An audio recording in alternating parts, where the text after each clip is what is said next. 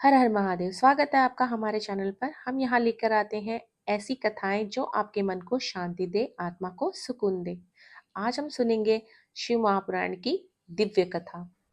हमारे मुख रहे हैं शिव महापुराण की श्री रुद्र संहिता के तृतीय खंड का 30वां अध्याय, ब्राह्मण वेश में पार्वती के घर जाना।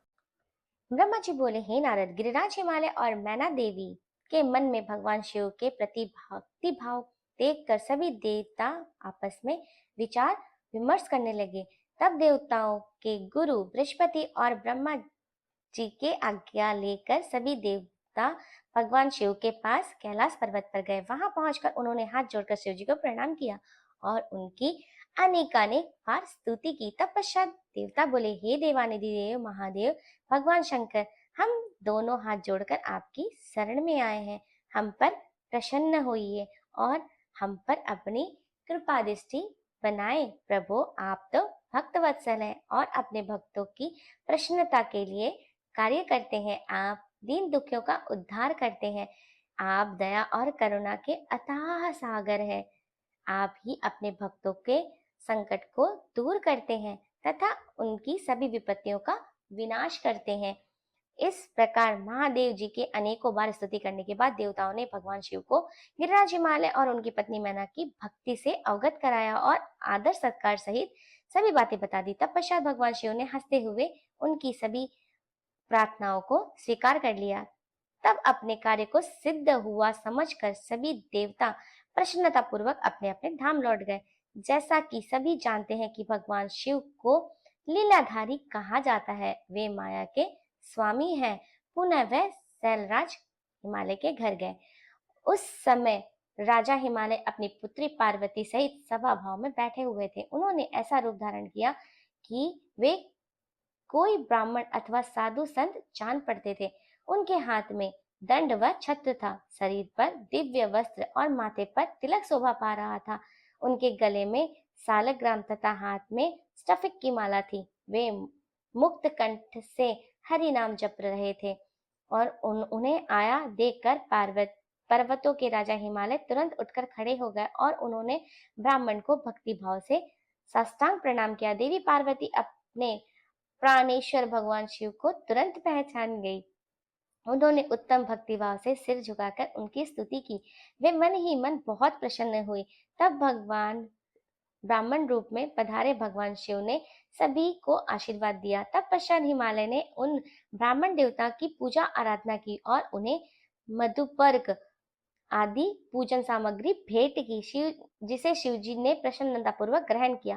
तत्पश्चात पार्वती के पिता हिमालय ने उनका कुशल समाचार पूछा और बोले, हे विप्रवर, आप कौन हैं? यह प्रश्न सुनकर ब्राह्मण देवता बोले, हे गिरिश्रेष्ठ, मैं वैष्णव ब्राह्मण हूँ और भूतल पर भ्रमण करता रहता हूँ।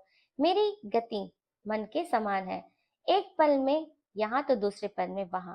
मैं सर्वज्ञ, परोपकारी, शुद्धात्मा हूँ। मैं ज्योतिषी हूँ और भाग्य की सभी बातें जानता हूँ। क्या हुआ, क्या होने वाला है, यह सब कुछ मैं जानता हूँ। मुझे ज्ञात हुआ कि आप अपनी दिव्य सुलक्षणा पुत्री पार्वती को, जो कि सुंदर एवं लक्ष्मी के समान है, आश्रय विहीन, कुरूप और गुणहीन महेश्वर शिव को सौंपना चाहते हैं। वे शिव जी तो मरघट में रहते हैं। उनके शरीर पर हर समय सांप लपटे रहते हैं और वे अधिक समय योग और ध्यान में बिताते हैं। वे नंग दड़ंग होकर इधर उधर भटकते फिरते हैं। उनके पास पहनने के लिए वस्त्र नहीं। आज कोई उनके कुल के विषय में भी नहीं जानता। वे स्वभाव से बहुत उग्र हैं। बात बात पर उन्हें क्रोध आ जाता है। वे अपने शरीर पर सदा भस्म लगाए रहते हैं। सिर पर उन्होंने जटाजूट धारण किया है।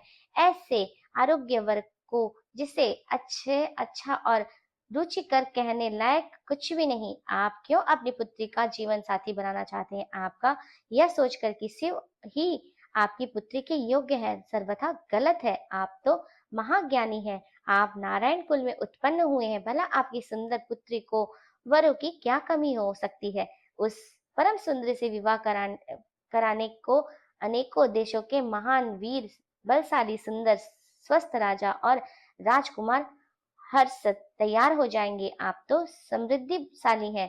आपके घर में भला किस चीज की कमी है? परंतु शैलराज, जहां आप अपनी पुत्री का ब्याहना चाह रहे हैं, वह बहुत निर्धन है। यहाँ तक कि उसके कोई भाई बंधु भी नहीं, वे सर्वथा अकेले रहते हैं।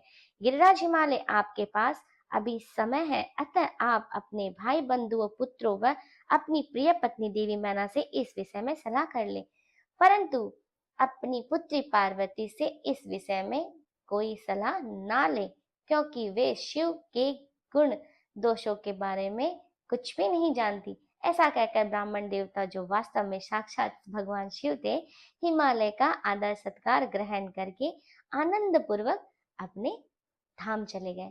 आशा करते हैं ये अध्याय आपको बहुत अच्छा लगा होगा। दूसरे अध्याय को सुनने के लिए चैनल को लाइक और सब्सक्राइब करना बिल्कुल भी ना भूलें, और कमेंट में हर हर महादेव तो जरूर लिखें। हर हर महादेव।